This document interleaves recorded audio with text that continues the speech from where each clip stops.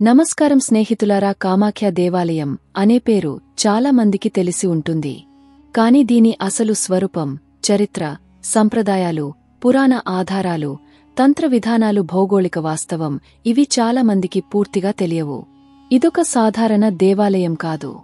ఇది భారతీయ ఆధ్యాత్మికతలో అత్యంత పురాతనమైన మరియు అత్యంత విశిష్టమైన శక్తి పీఠాలలో ఒకటి. అస్సాం రాష్ట్రంలో గువాహటి నగరానికి దక్షిణ దిశగా ఉన్న నీలాచల్ కొండపై ఈ దేవాలయం వేల ఏళ్లుగా ఆరాధనకు కేంద్రంగా ఉంది. ఈ కొండపై అడుగుపెట్టిన క్షణం నుండి ఒక అద్భుతమైన ప్రశాంతత నిశ్శబ్దం మనకు అనుభూతి అవుతుంది.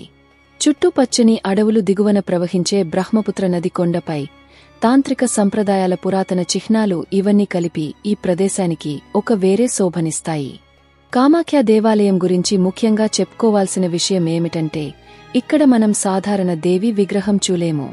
గర్భగుడిలో దైవం యొక్క ప్రతిరూపంగా ఒక సహజ సిద్ధమైన రాయి ఆకారం ఉంటుంది. అది యోని రూపంలో ఉంటుంది. ఈ రాయి పక్క నుండి కొంచెం లోతుగా భూమి అడుగు నుండి నిరంతరం ప్రవహించే ఒక చిన్న సహజ నీటివాహిని ఉంటుంది. ఇది ఎప్పుడూ ఆగదు. ఇది మనుషులు చేసిన ఏ వ్యవస్థ కాదు. ఇది భౌగోళిక సహజ ప్రకృతి. ఇక్కడ ప్రవహించే నీరు దేవి శక్తికి సూచికగా భావించబడుతుంది. ఈ నీరు ఎప్పుడూ శుభ్రమైనదే కాదు, ఎందుకంటే ఇది భూమిపై ఉన్న ఖనిజాలతో కలిసి సహజ మార్పులు పొందుతూ ఉంటుంది. అందుకే గర్భగుడికి వెళ్లిన వారు దీని సహజ శబ్దాన్ని, దాని చల్లని వేడిని, ఆ ఘోషరహిత గుహలోని నిశ్శబ్దాన్ని అనుభవిస్తారు. ఈ దేవాలయ కథ పూర్తిగా సతీదేవితో సంబంధమున్న పురాణ కథనాలపైనే ఆధారపడి ఉంది. దక్ష యజ్ఞంలో శివుణ్ణి అవమానించిన తర్వాత సతీదేవి తట్టుకోలేక అగ్నిలో లీనం అవడం, తర్వాత శివుడు ఆమె శరీరాన్ని భుజాన వేసుకుని లోకాలంటూ తిరగడం, ఈ సంఘటన భారతీయ పురాణాల్లో అత్యంత ప్రముఖమైనది. శివుని విచారం, శోకం, రోదనం ఇవి సృష్టిలో అసంతులనం తెచ్చాయి. శివుడు శక్తి లేకుండా పోయాడు. ఈ సమయంలో విష్ణువు సృష్టిని రక్షించాల్సిన బాధ్యతతో సతీదేవి శరీరాన్ని సుదర్శన చక్రంతో విభజించాడు. ఆ శరీర భాగాలు భూమిపై వివిధ ప్రదేశాల్లో పడి ఒక్కో చోట ఒక్కో శక్తి పీఠం ఏర్పడింది. ఈ పీఠాలన్నింటిలో కూడా కామాఖ్య పీఠం అత్యంత పవిత్రమైనది అవ్వడానికి కారణం, ఇక్కడ పడింది సతీదేవి యొక్క యోని భాగం.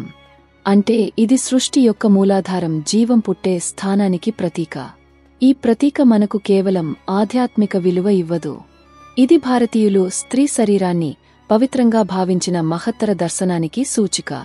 పురాతన భారతంలో స్త్రీ ఋతుకాలాన్ని అపవిత్రమని ఎక్కడా చూడలేదు. అది ప్రకృతి ధర్మం, విశ్రాంతి సమయం, శరీర పునరుద్ధరణ కాలం అని భావించబడింది.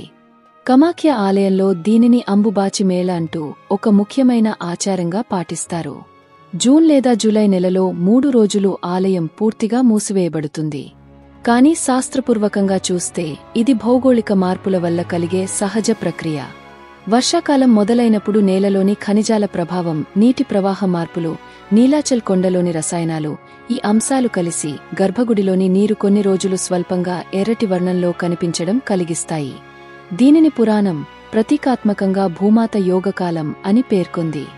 అర్థం ఏమిటంటే ప్రకృతి విశ్రాంతి తీసుకుంటున్న కాలం.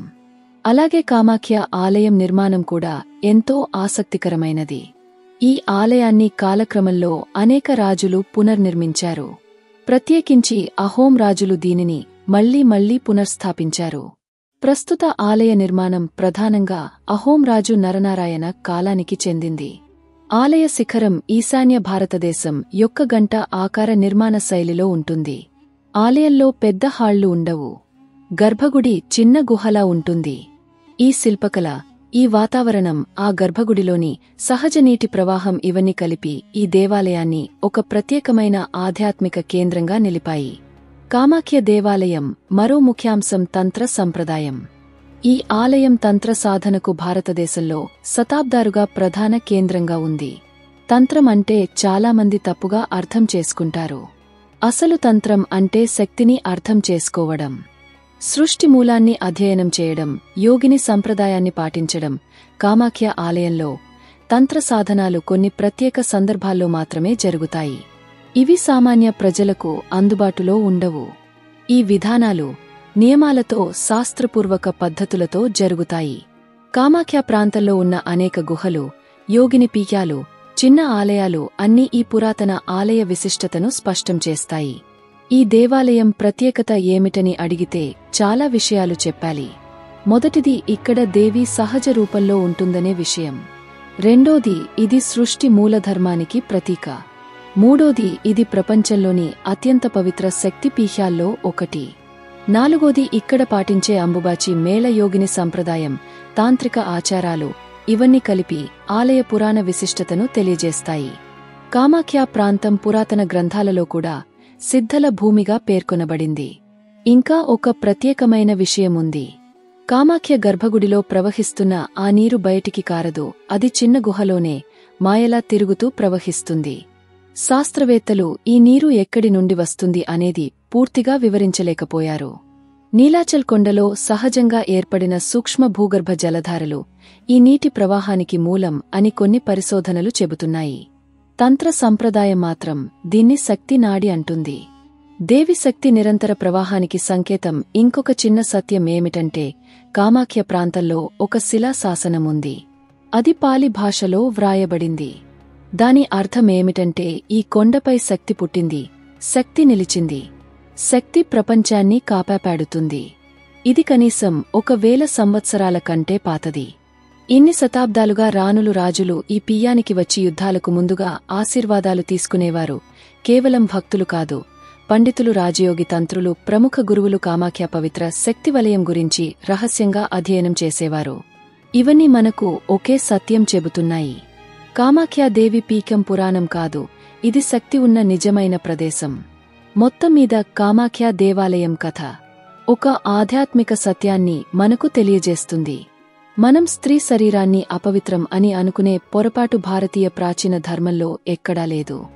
స్త్రీ శరీరం, ఆమె ఋతుకాలం ఇవన్నీ ప్రకృతిలో ఒక భాగం. అవే సృష్టి, అవే జీవం పుట్టే మూలం.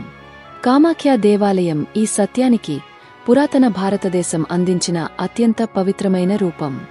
సతీదేవి త్యాగం నుండి ప్రారంభమైన ఈ ప్రయాణం కామాఖ్య యోని పీఠం రూపంలో సృష్టి శక్తికి సాక్ష్యంగా నిలిచింది. ఈ పీఠం మనకు ఒక ముఖ్యమైన సందేశం ఇస్తుంది. స్త్రీ శరీరం అపవిత్రం కాదు, అది సృష్టి స్వరూపం. ఇదే కామాఖ్య దేవి గురించిన అసలు నిజమైనల కథ. దేవి రూపం కనిపించకపోయినా ఆమె శక్తి మాత్రం శతాబ్దాలుగా ఈ భూమిని కాపాడుతుంది. ప్రకృతి ప్రవాహంలో, గర్భగుడిలోని ఆ నిశ్శబ్దంలో, ప్రతి స్త్రీ శరీర పవిత్రతలో దేవిని చూసిన భారత జ్ఞానం ఇది.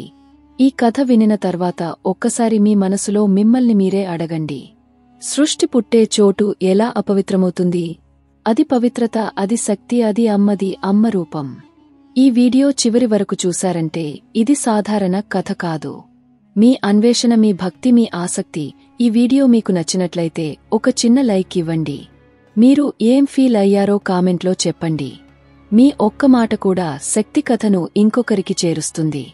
మరిన్ని ఇలాంటి ఆధ్యాత్మిక రహస్యాలు, నిజమైన దేవీ కథలు, మూల భారత తత్వాలు వినాలని ఉంటే ఛానల్ని ఇప్పుడే సబ్స్క్రైబ్ చేయండి. మళ్ళీ ఒక శక్తి రహస్యం, ఒక పవిత్ర ఆధ్యాత్మిక కథతో త్వరలో మీ ముందుకు వస్తాను. అప్పటివరకు మీ హృదయంలో శక్తి ఉండాలి, మీ నడకలో ధైర్యం ఉండాలి, మీ జీవితంలో శాంతి ఉండాలి. జై కామాఖ్య మాత.